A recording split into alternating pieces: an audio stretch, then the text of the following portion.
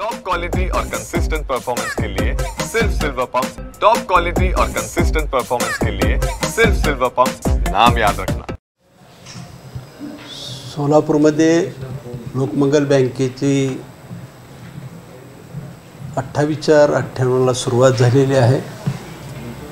जवळपास 26-27 वर्ष पूर्ण होत आहेत आणि या काळामध्ये आम्ही जवळपास 900 कोटीपर्यंत ठेवी गेल्या होत्या।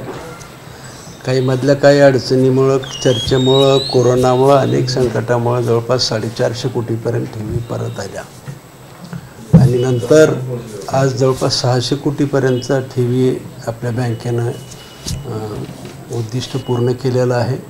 जवळपास 500 कोटीच्या आसपास कर्जाचं वितरण झालेलं आहे। कर्ज वाटप करत असताना बँकेला येत असलेल्या महत्त्वाच्या ज्या अडचणी आहेत, आम्ही ज्यावेळेस कर्जदाराकडून जमिनी तारण घ्यायचे असतात त्यावेळेस प्रत्येक वेळेस आम्हाला स्टॅम्पसाठी वेळ द्यावा लागतो, खूप वेळ जातो आणि आम्ही बँकेने महाराष्ट्र सरकारकडे आम्ही विनंती केली।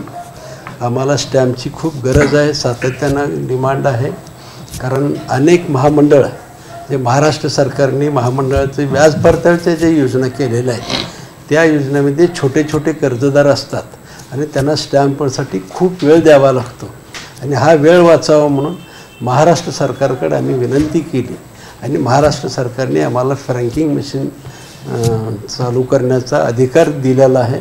की महाराष्ट्र सरकार आदरणीय देवेंद्र फडणवीस असतील, अर्थमंत्री उपमुख्यमंत्री अजितदादा पवार असतील, एकनाथ शिंदेसाहेब असतील, महाराष्ट्र सरकारचं या निमित्ताने मी मनापासून आभार मानतो।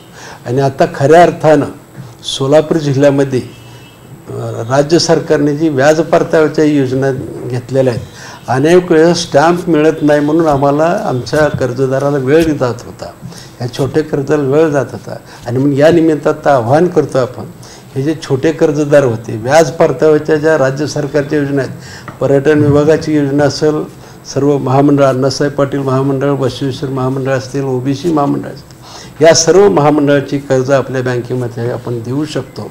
आणि आता ह्या कर्जदाराला स्टॅम्प मिळण्यासाठी त्यांना बाहेर कुठं जावं लागणार नाही, ती सोय आता बँकेमध्ये झालेली आहे आणि मग कर्जदाराला सुद्धा सोयीचं झालेलं आहे।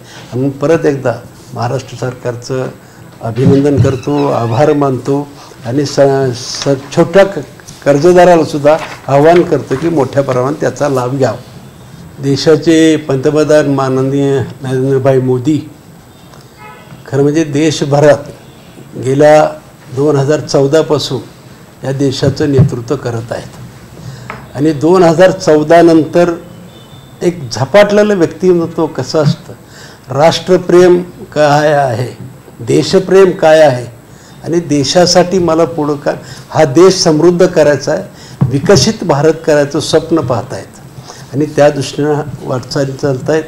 2014ला जो आपला भारत 11-12 क्रमांकावर होता तो 5व्या क्रमांकावर आणलेला आहे आणि आता माननीय मोदी साहेबांनी ठरवलं की देशाची अर्थव्यवस्था 3ऱ्या क्रमांकावर, या 3ऱ्या टर्ममध्ये 3ऱ्या क्रमांकावर घेऊन जायचं स्वप्न केलेलं आहे।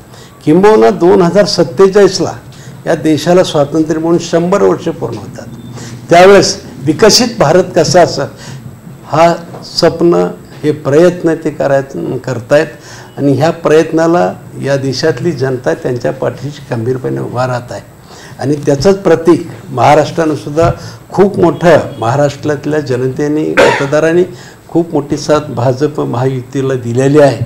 तशीच मला वाटतं की आज दिल्ली सरकारमध्ये सुद्धा आपच्या ऐवजी भारतीय जनता पक्षाला संधी दिलेली आहे। हा केवळ नरेंद्रभाई मोदींनी केलेल्या कष्टाचं, त्यांच्या प्रामाणिकपणाचं, देशसेवेचं काम, त्याच्या कामाला मतदारांनी खूप मोठी साथ दिलेली आहे आणि मग मी दिल्लीतल्या सर्व मतदारांचे मी मनापासून अभिनंदन करतो, आभार मानतो। सोलापूरच्या विकास आराखड्याला कुठेतरी संघटना असतील, व्यक्ती असतील, त्यांच्याकडून विरोध होताना पाहायला मिळते। अनेक राहत्या घरांवर देखील आरक्षण टाकले गेल्याचं देखील तक्रारी समोर आलेल्या आहेत। कसं पाहताय आपण ह्या आराखड्यासंदर्भात, आपल्या काय भूमिका? मला असं वाटतं की या बाबतीमध्ये वेगवेगळ्या लोकांच्या मागण्या असतात।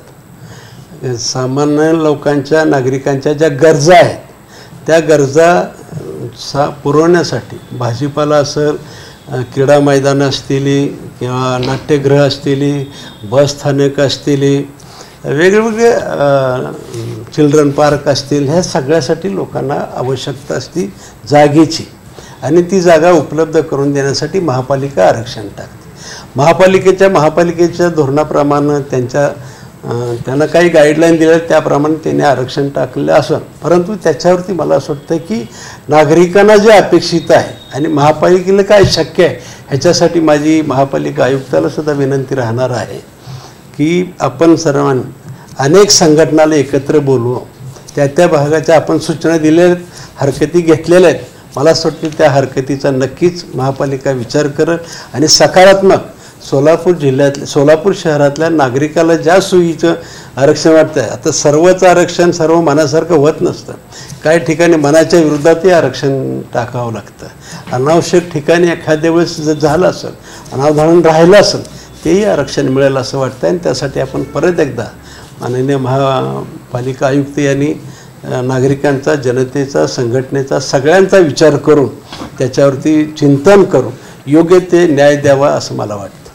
बापूसाहेब, त्यामध्ये एक अशी गोष्ट आहे की साताऱ्याचं जे डीपी तयार केलेलं आहे ज्या कंपनीने, त्याच कंपनीला हे काम दिलं गेलं होतं.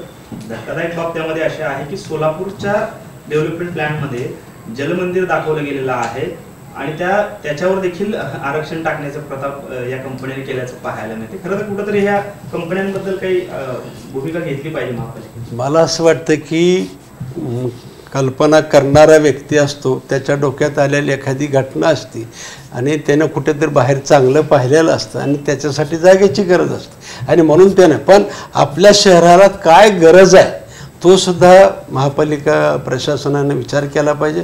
आपल्या शहराची गरज वेगळी आहे, सातारा शहराची गरज वेगळी असती, महाबळेश्वरची गरज वेगळी असती, मुंबई पुण्यासारख्याची गरज वेगळी आहे.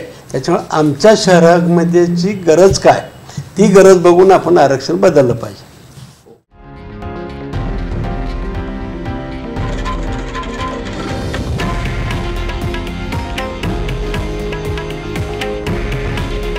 हे आहे देशातील नंबर 1 न्यूज नेटवर्क आणि आपण पाहत आहात TV9 मराठी.